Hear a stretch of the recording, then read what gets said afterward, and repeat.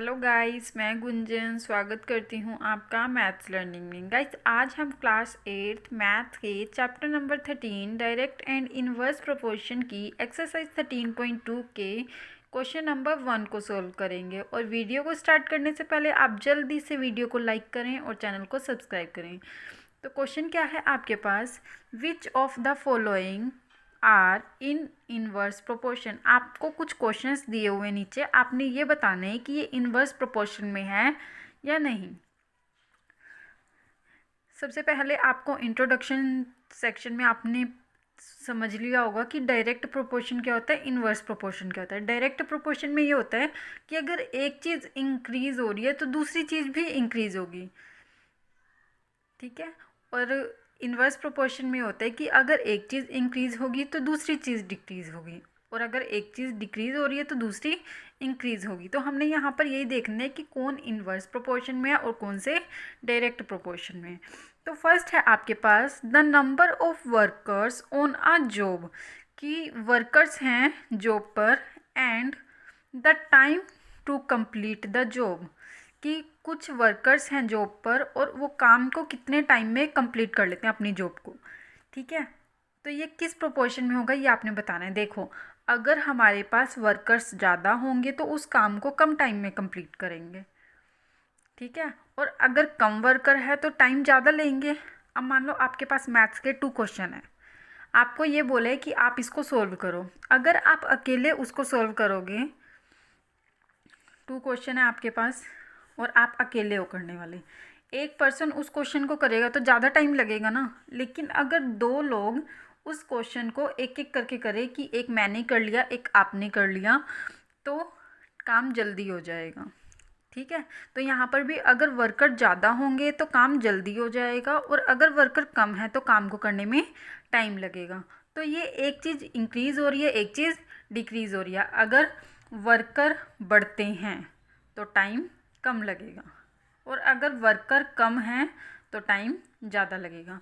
तो ये एक इनवर्स प्रोपोर्शन का एग्जांपल है। देखिए, the number of workers and the time to complete the job is in inverse proportion. Inverse proportion में क्यों है? Because less workers will take more time, कि अगर कम वर्कर होंगे तो वो काम को करने में ज़्यादा टाइम लेंगे to complete a work, and more workers will take less time to complete the same work। और उसी काम को करने के लिए अगर ज़्यादा वर्कर्स लगा दिया जाए तो उस काम को जल्दी से कर लिया जाएगा। जैसे हमने इस क्वेश्चन वाला एग्जांपल लिया है कि 2 क्वेश्चंस हैं, अगर आप अकेले करोगे तो आपको ज़्यादा टाइम लगेगा।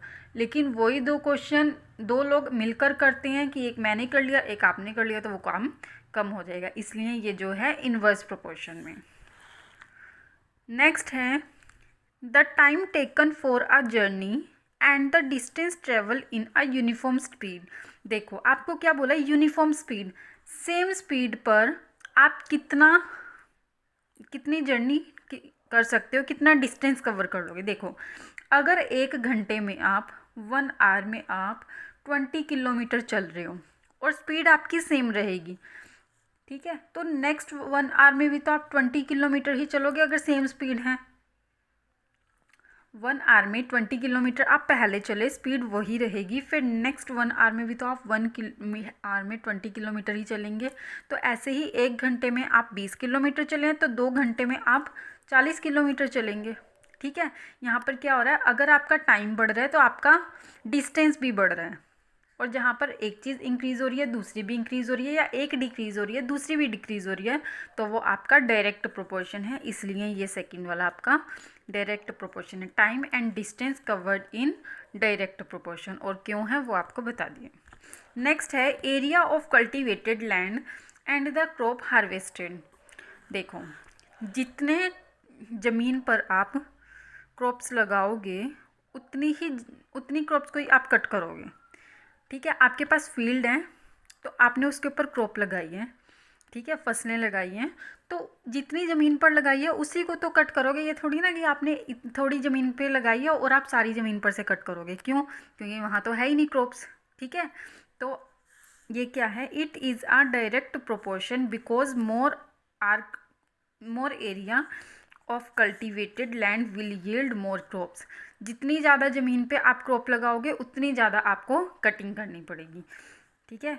एरिया ज़्यादा होगा तो क्रॉप्स भी ज़्यादा लगेंगी, क्रॉप्स ज़्यादा होंगी तो आप कटिंग भी ज़्यादा करोगे। क्लियर? तो इसलिए ये डायरेक्ट प्रोपोर्शन में है।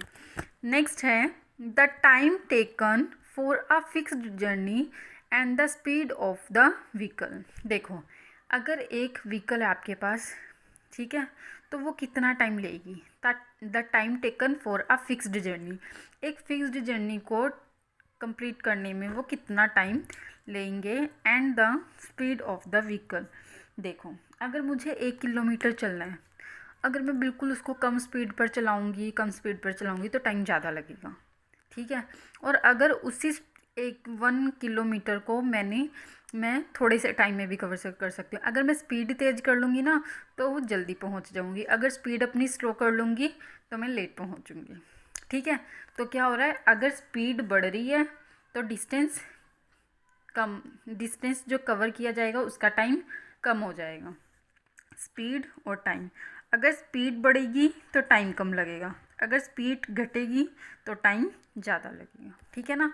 कि अगर आप स्कूल से घर जाते हो, अगर धीरे धीरे चलते हो तो आपको टाइम ज़्यादा लगता है, लेकिन अगर आप जल्दी चलते हो तो आपको टाइम भी कम लगता है। तो ऑपोजिट हो गया ना, इनवर्स रिलेशन है ना दोनों में, इसलिए ये इनवर्स प्रोपोर्शन में आएगा।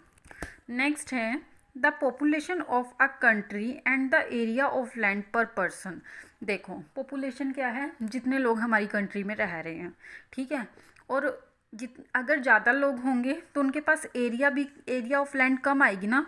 आपको ये बताना है the population of a country की, जो कंट्री की पॉपुलेशन है, and the area of land पर पर्सन। तो अगर पॉपुलेशन ज़्यादा है तो लैंड कितनी जाएगी, और पॉपुलेशन कम है तो लैंड कितनी जाएगी। मान लो मेरे पास 4 घर हैं, 4 घर हैं मेरे पास। अगर वो एक पर्सन को बांटने हैं तो वो 4 जाएंगे उसके पास। अगर 2 को बांटने हैं तो 2 घर दोनों को दे दिए जाएंगे। अगर 4 लोग हैं तो एक घर दिया जाएगा। मतलब पॉपुलेशन बढ़ रही है तो पर पर्सन की जो लैंड है वो कम हो जाएगी, और अगर पॉपुलेशन कम होगी, लोग कम होंगे, तो लैंड लोगों के पास ज़्यादा जाएगी, ठीक है। इसलिए ये इन्वर्स प्रोपोर्शन में है। तो आपका 13.2 का क्वेश्चन 1 कंप्लीट है। आई होप कि आपको ये क्वेश्चन अच्छे से समझ में आ गया है, और अगर कोई डाउट है तो आप कमेंट सेक्शन में कमेंट कर सकते हैं। Thank you.